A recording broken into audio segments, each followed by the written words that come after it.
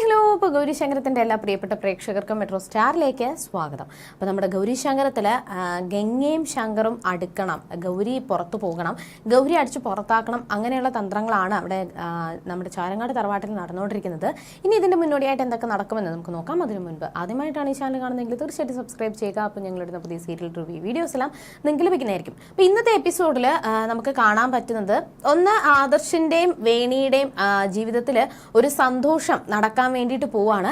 മറ്റൊരു കാര്യം എന്ന് പറയുമ്പോഴത്തേക്കും നമ്മുടെ രാധാമണിക്കും മഹാദേവനും മനസ്സിലായി ഗംഗയും ശങ്കറും ഒരുമിക്കുമ്പോൾ അല്ലെങ്കിൽ അവർ തമ്മിൽ അടുത്ത് നിൽക്കുന്നത് അത്രയ്ക്ക് ഗൗരിക്ക് പ്രശ്നമല്ല എന്ന് മനസ്സിലാക്കിക്കൊണ്ട് പുതിയൊരു തന്ത്രവും കൂടി അവർ മെനയുവാണ്. ഇനി എന്തൊക്കെ ആയിരിക്കും നടക്കുന്നത് എന്ന് നമുക്ക് നോക്കാം. എന്തായാലും ആദർശ് വലിയ ഹാപ്പിയാണ്. ആദർശ് ഇങ്ങനെ ഇരിക്കുന്ന സമയത്ത് വേണി വരുമ്പോൾ ആദർശ് നല്ല സന്തോഷത്തിൽ ചിരിച്ചിരിക്കുകയാണ്. എന്താ കാര്യം എന്ന് തിരക്കുമ്പോൾ ആദർശ് വേണിയെ അടുത്ത് പിടിച്ചിരുത്തിയതിനു ശേഷം കെട്ടിപ്പിടിച്ചൊരു ഉമ്മ കൊടുക്കുകയാണ്. ഈ ഉമ്മ കൊടുക്കുന്ന കാര്യം ഈ രംഗം മുത്തശ്ശി കണ്ടുകൊണ്ട് വരികയും അങ്ങനെ അവരെ കളിയാക്കുകയൊക്കെ ചെയ്യുന്നുണ്ട്. ഈ സമയത്താണ് ആദർശിന്റെ സന്തോഷം എന്താണ് എന്ന് മുത്തശ്ശി നോക്കുമ്പോൾ മുത്തശ്ശിക്ക് മനസ്സിലായത്. സത്യം പറഞ്ഞാൽ ഇത്രയും ദിവസം ബാങ്കിൽ ആദർശിന് ഒരു സ്ഥിര ജോലി അല്ലായിരുന്നു, ഒരു താൽക്കാലിക ജോലി മാത്രമായിരുന്നു. പക്ഷേ ഇന്ന് അവിടുത്തെ മാനേജറിന്റെ ഒരു മെയിൽ ഉണ്ടായിരുന്നു, ആദർശിനെ ഇതൊട്ട് സ്ഥിരമായിട്ട് ബാങ്കിൽ അപ്പോയിന്റ്മെന്റ് ചെയ്തു എന്നും ഇനി ഉള്ളോള കാലം മുഴുവൻ ആദർശിന് ആ ഒരു ബാങ്കിൽ തന്നെ ജോലി ചെയ്യാമെന്നും ഇനി അവിടെ നിന്ന് കിട്ടുന്ന എല്ലാ ആനുകൂല്യങ്ങളും ആദർശനും ബാധകമാണ് എന്നൊക്കെയുള്ള കാര്യങ്ങൾ വിവരിച്ചുകൊണ്ടുള്ള ഒരു മെയിലായിരുന്നു അത്. അപ്പോൾ അത് കണ്ടപ്പോഴത്തേക്കും എല്ലാവർക്കും ഒരുപാട് സന്തോഷമായി, മുത്തശ്ശിക്കും വേണിക്കും ഒക്കെ ഒരുപാട് സന്തോഷമായി. അങ്ങനെ നന്ദിനി അമ്മയും പ്രൊഫസറിനെയും ആരതിയൊക്കെ വിളിച്ച് നമ്മുടെ വേണി കാര്യങ്ങളൊക്കെ പറയുന്നുണ്ട്. എന്നിട്ട് അച്ഛൻ ഇനി ഒരു ബുദ്ധിമുട്ടാണ്, ഒരു ഭാരമാണ് എന്ന് ഒരിക്കലും അച്ഛൻ പേടിക്കേണ്ട ആവശ്യമില്ല, എനിക്ക് ജോലി സ്ഥിരമായിട്ടുണ്ട്. ഈ ഒരു സന്തോഷത്തിലാണ് എല്ലാവരും. അത് മാത്രമല്ല ഇനി എന്നും ആദർശിനെ ജോലിക്ക് കൊണ്ടുവിടണമല്ലോ. അപ്പം ആദ്യം പ്രൊഫസർ കൊണ്ടാക്കട്ടെ എന്ന് പറഞ്ഞപ്പോൾ വേണിയാണ് തടഞ്ഞത്. വേണ്ട, ആദർശേട്ടനെ ഞാൻ കൊണ്ടാക്കിക്കൊള്ളാമെന്നും എനിക്ക് വണ്ടി ഓടിക്കാൻ അറിയാം, അതുകൊണ്ട് ആദർശിനെ കൊണ്ടാക്കുന്നതും വിളിച്ചുകൊണ്ട് വരുന്നതും എൻ്റെ ഉത്തരവാദിത്തമാണ് എന്ന് പറഞ്ഞുകൊണ്ട് ആദർശിനെ ചേർത്ത് പിടിക്കാൻ വേണ്ടിയിട്ടാണ് വേണി ശ്രമിക്കുന്നത്. അങ്ങനെ ഭയങ്കര സന്തോഷത്തിലാണ് ആദർശും വേണിയും അവരുടെ കുടുംബം എല്ലാവരും. എന്നാൽ ഇതേ സമയം തന്നെ ഗൗരിയെ തകർക്കാൻ വേണ്ടിയിട്ടുള്ള ഒരു തന്ത്രം മെനഞ്ഞുകൊണ്ടാണ് അവിടെ രാധാമണി മഹാദേവനും. അങ്ങനെ രാധാമണി മഹാദേവനും വിചാരിച്ചത് അവിടെ ഗംഗയും ശങ്കറും ഇതിങ്ങനെ ഒന്നു ചേർന്ന് നിൽക്കുന്നത് കാണുമ്പോൾ ഗൗരിക്ക് ദേഷ്യം വരും. അങ്ങനെ അതിന്റെ പേരിൽ ഗൗരിയും ശങ്കറും വഴക്കുണ്ടാക്കും. അങ്ങനെ അവസാനം ഗൗരി അവിടെ നിന്ന് വീട്ടിൽ നിന്ന് ഇറങ്ങിപ്പോകും. ഇങ്ങനെയാണ് അവർ പ്രതീക്ഷിച്ചിരുന്നത്. പക്ഷേ പെട്ടെന്നായിരുന്നു ഗൗരി വന്നിട്ട് ശങ്കറിനോട് ചേർന്ന് നിൽക്കുകയും പിന്നെ ആ ഒരു ഫോട്ടോഷൂട്ടൊക്കെ എടുക്കുന്നത്.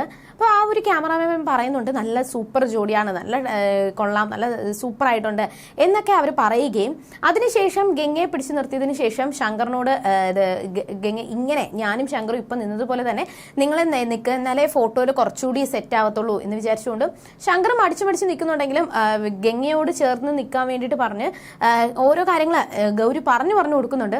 അപ്പോൾ സ്വന്തം ഭർത്താവിനോട് ചേർന്ന് മറ്റൊരു പെൺകുട്ടി നിൽക്കുന്നത് കണ്ടിട്ടും ഗൗരിക്കതൊരു പ്രശ്നമല്ല എന്ന് വിചാരിച്ചുകൊണ്ട് അവരുടെ പ്ലാൻ തകർന്ന ഒരു സങ്കടത്തിലാണ് മഹാദേവനും രാധാമണിയും. അങ്ങനെ ഇതിന്റെ പേരിൽ ചെറിയ സംസാരങ്ങൾ അവിടെ നടക്കുന്നുണ്ട്. KT വക്കീലും പറയുവാണ്, എന്തായാലും കണ്ടോ ഈ ഒരു പ്ലാനൊക്കെ പൊളിഞ്ഞു പോയി, എന്തായാലും വേറെ പുതിയൊരു പ്ലാൻ ഉണ്ടാക്കാം. വക്കീൽ പറഞ്ഞത് ഇന്ന് തന്നെ ഗൗരി ആ വീട്ടിൽ നിന്ന് ഇറങ്ങി പോകുമെന്നാണ്. പക്ഷെ അതൊക്കെ നടക്കാത്ത ഒരു സങ്കടത്തിലാണ് അവര്. ഇതിന്റെ കൂടെ തന്നെയാണ് മഹാദേവൻ പറഞ്ഞത്, ഇപ്പൊ ഈ ഒരു പ്രശ്നങ്ങൾ ഈ ഒരു തന്ത്രം പൊളിഞ്ഞു എന്നുണ്ടെങ്കിൽ പുതിയൊരു പ്ലാൻ ഞാൻ ഉണ്ടാക്കും.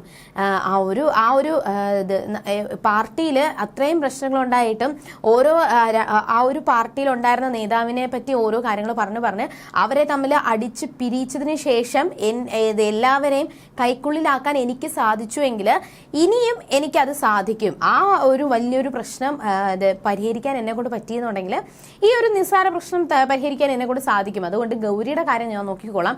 ഇനി എന്തായാലും ഗൗരിക്ക് വലിയൊരു തിരിച്ചടിയാണ് ഞാൻ കൊടുക്കാൻ പോകുന്നത്. ഇതോടുകൂടി ഗൗരിയുടെയും ശങ്കറിന്റെയും ജീവിതം തകർന്നു പോകും എന്ന് ഉറപ്പിച്ചുകൊണ്ട് പുതിയൊരു പ്ലാൻ മെനയാൻ വേണ്ടിയിട്ട് നമ്മുടെ രാധാമണിയും മഹാദേവനും ശ്രമിക്കുമ്പോൾ അവിടെ ഗംഗയും നമ്മുടെ ഗൗരിയും കൂടി ചേർന്നിട്ട് മഹാദേവനും രാധാമണിക്കും എതിരെ വലിയൊരു 8ന്റെ പണി കൊടുക്കാൻ വേണ്ടിയിട്ട് പോവാണ്. ഈ ഒരു സംഭവം ഇന്ന് ഗംഗയുടെയും ശങ്കറിന്റെയും ആ ഒരു പെർഫോമൻസും ഞാൻ കാണിച്ച കാര്യങ്ങളെല്ലാം കണ്ടിട്ട് അവർക്ക് നല്ലതുപോലെ മനസ്സിലായി കാണും ഇതെന്തായാലും ചീറ്റിപ്പോയി, ഇനി എന്തായാലും അവർ പുതിയ പ്ലാനുകളുമായിട്ട് വരും. അപ്പോൾ അതിന് നമുക്ക് മറുപടിയായിട്ട് നമുക്ക് മറ്റൊരു പ്ലാൻ ഉണ്ടാക്കണമെന്നും KT വക്കീലിന് ഇപ്പോൾ ശങ്കർ എഴുതിയെന്ന് പറഞ്ഞ KT വക്കീലാണ് നിനക്ക് നല്ലൊരു പ്രണയ ലേഖനം എഴുതിയത്. അപ്പോൾ ഈ ഒരു പ്രണയ ലേഖനം വെച്ചിട്ട് തന്നെ KT വക്കീലും ഇവിടുത്തെ വേലക്കാരിയും തമ്മിൽ പ്രണയമാണ് എന്ന് വരുത്തി തീർത്തുകൊണ്ട് KT വക്കീലിന് വലിയൊരു തിരിച്ചടി കൊടുക്കാം. ആ ഒരു പ്ലാനിന്റെ ശ്രമത്തിലാണ് അവർ. അതിന്റെ കൂടെ തന്നെ ശങ്കറിന് ഞാൻ ഒരു 8ന്റെ പണി കൊടുക്കുന്നുണ്ട്. ഈ ഒരു 8ന്റെ പണി കൊണ്ട് തന്നെ ഗൗരിയും ശങ്കറും ഒന്നിക്കാൻ വേണ്ടിയിട്ട് പോവാണ്. അതിന്റെ നേട്ടം ഗൗരിക്കാണ് എന്നൊക്കെ ഗംഗ പറഞ്ഞുകൊണ്ടിരിക്കുന്നുണ്ട്. ഈ ഒരു സംസാരത്തിന്റെ ഇടയിലാണ് ഗൗരിയോട് ഗംഗ മറ്റൊരു കാര്യം കൂടി പറയുന്നുണ്ട്. ഇപ്പം ഞാനും നീയും ഈ ഒരു കാര്യങ്ങളെല്ലാം അറിഞ്ഞു വെച്ചുകൊണ്ടാണ് നമ്മളെല്ലാം കാണിക്കുന്നത് എന്ന് ഒരിക്കലും ഒരാളും അറിയാൻ പാടില്ല എന്ന് പറഞ്ഞുകൊണ്ടിരിക്കുമ്പോഴാണ് കമല വരുന്നത്. അപ്പോൾ കമലയെ കണ്ട ഉടനെ തന്നെ ഗൗരിയും അവിടെ ഗംഗയും ഭയങ്കര ഷോക്കായിപ്പോയി. ഈ കാര്യങ്ങൾ ആരെയും അറിയാതെ രഹസ്യമായിട്ട് കൊണ്ട് നടന്ന കാര്യങ്ങൾ ഇനി അവിടെ കമല കേട്ട് കാണുമോ എന്നുള്ളൊരു സങ്കടത്തിലാണ് അവര്.